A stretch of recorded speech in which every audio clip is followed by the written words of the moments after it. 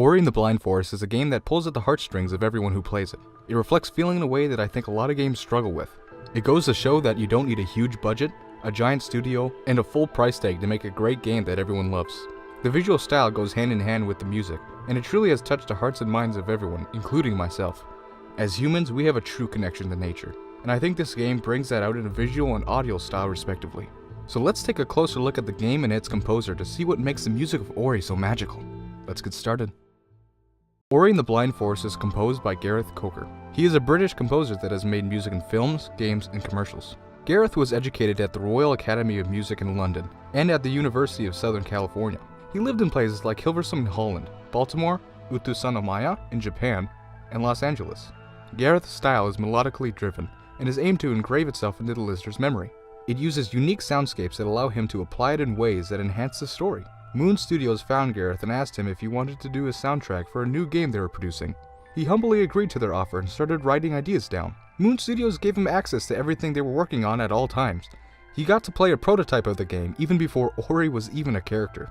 He got the feeling for the tempo of the game and knew that he had something special on his hands.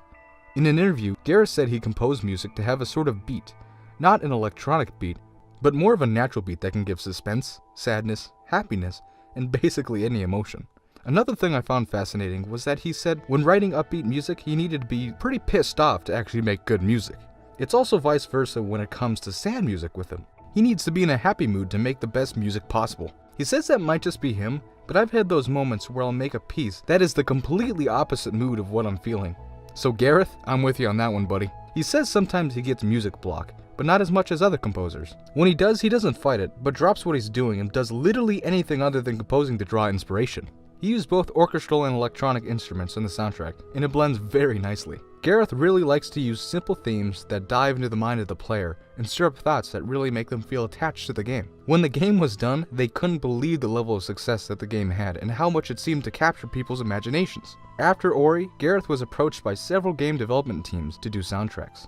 Gareth worked on music for Ark, The Unspoken, a soundtrack for Minecraft's Greek and Chinese mythology expansion pack,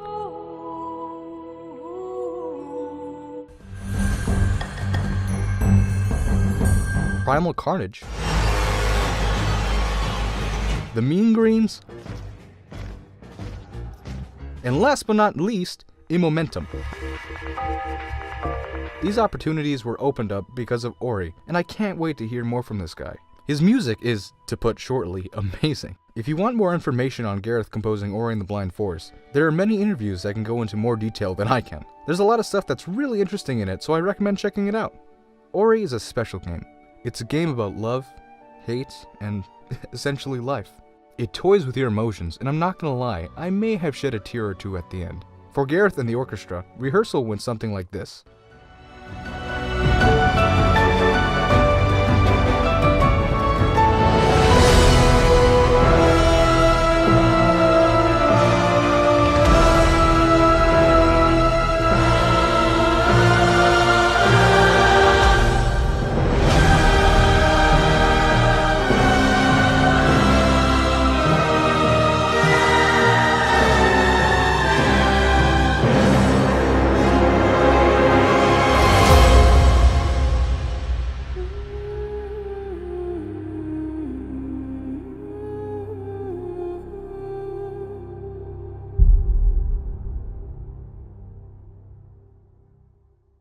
I'd like to give a very special thank you to Eric Kayo, sorry if I messed up your name, for suggesting the soundtrack. It was so much fun to dive into a game that has a lot of info on the music and its composer. Night in the Woods. I would also like to thank 4Piano Orchestra on Reddit for the suggestions on what to do better. I'm still pretty new to music dissections, especially the whole narrative approach, but I think that will come with practice along with everything else. Anywho, go check him out on YouTube. He makes some great piano covers of some of my favorite video game music, including Undertale, which I might do a music dissection on. But if you have any suggestions on music dissections, comment down below. Tell me what you want to hear. I'm open to any suggestions, so what are you waiting for? There's basically a 100% chance I'm going to do it at some point. And if you like these videos, consider subscribing. New videos come out every week, and with the holidays coming up, there might even be a special Christmas episode coming out. But don't quote me on that. Anyway, thanks for watching. Phoebe out.